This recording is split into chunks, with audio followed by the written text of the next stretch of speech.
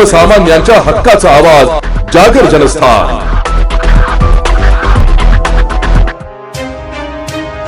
मुंबई 11 महामार्गावरील सर्व फाट्याजवळ एका अँब्युलन्स मधून होणारी गोवंशाची तस्करी गोरक्षकांनी रोखली असून आज पहाटेच्या सुमारास मिळालेल्या गुप्त माहितीच्या आधारे ही कारवाई करण्यात आली आहे। या अँब्युलन्स मध्ये अतिशय निर्दयी पद्धतीने गायींना कोंबण्यात आल्याचं यावेळी पाहायला मिळालंय। याबाबत सोनगीर पोलिसांना माहिती मिळताच पोलिसांनी घटनास्थळी दाखल होत सदरचे वाहन ताब्यात घेतलं असून या प्रकरणी गुन्हा दाखल करण्याचे काम सुरू आहे। बकरी ईदच्या पार्श्वभूमीवर गायींची मोठ्या प्रमाणात तस्करी होत असून या प्रकरणी कठोर कारवाई करण्याची मागणी गोरक्षकांनी केली आहे।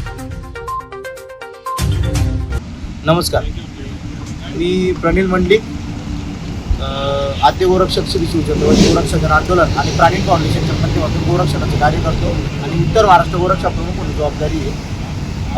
गुप्त माहितीदाराद्वारे आम्हाला आज पहाटे 3 वाजेच्या सुमारास माहिती मिळाली की मध्य प्रदेशातून ॲम्ब्युलन्समध्ये गायींना कोंबून धुळ्याला बकरीच्या कत्तलीच्या उद्देशाने घेऊन जाणार आहे।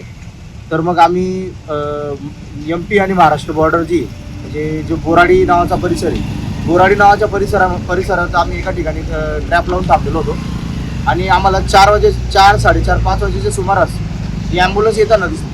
मग आम्ही व्हेरीफाय केलं की तीच ॲम्ब्युलन्स आहे का। मग ही ॲम्ब्युलन्स आम्हाला माहिती मिळाली की तीच ॲम्ब्युलन्स आहे।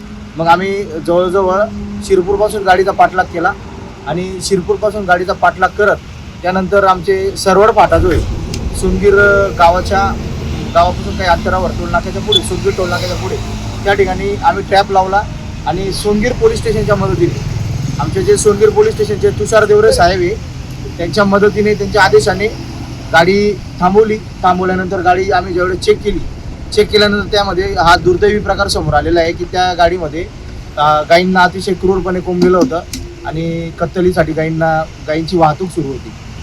या आपल्या चॅनलच्या माध्यमातून आम्ही माननीय देवेंद्र फडणवीस साहेबांना विनंती करू इच्छितो की आपण गोमातेला राज्यमातेचा दर्जा दिलेला आहे, परंतु तो दर्जा दिला गेल्यानंतर गायीची खरंच त्या पद्धतीने गायीला वागणूक मिळते का। गायीला 4 पाय बांधून वेगळ्या पद्धतीने गोवंशाची तस्करी केली जाते, ही गायीची विटंबना आहे। जर आपण राज्यमातेचा दर्जा दिलेला आहे तर ही विटंबना थांबली पाहिजे। या चॅनलच्या माध्यमातून आम्ही मुख्यमंत्री साहेबांना विनंती केलेली आहे। त्याचप्रमाणे आम्ही धुळ्याचे जे माननीय नवनियुक्त SP आहे विशाल आनंद सर, तर सरांना देखील आमची विनंती आहे की धुळे जिल्हा हा गो तस्करीचा सर्वात मोठं केंद्र बनलेला आहे। गोरक्षक जीवाचं रान करून या लोकांना थांबवतात, पोलिसांच्या मदतीने थांबवतात, कधी गोरक्षक स्वतः देखील यांना थांबवण्याचा प्रयत्न करतात आणि ह्या लोकांनी चॅलेंज केलेलं आहे की आम्ही पोलीस प्रशासनाला खिशात ठेवतो आणि कोणी गोरक्षक जर आडवा आला तर आम्ही त्याला उडवण्याची धमक ठेवतो। अशा प्रकारचे हे सराईत लोक, या सराईत लोकांचा बंदोबस्त झाला पाहिजे। आणि सर्वात महत्त्वाची गोष्ट, ही जी ॲम्ब्युलन्स पकडली गेली ही जनसेवेसाठी किंवा रुग्णसेवेसाठी या ॲम्ब्युलन्सचा वापर केला जातो। ॲम्ब्युलन्स आणि त्याच ॲम्ब्युलन्समध्ये गायींची निर्दयीपणे गायींची कत्तलीच्या उद्देशाने वाहतूक होत असेल तर हा धुळे जिल्ह्यासाठी नव्हे तर हा संपूर्ण महाराष्ट्रासाठी दुर्दैवाचा विषय आहे।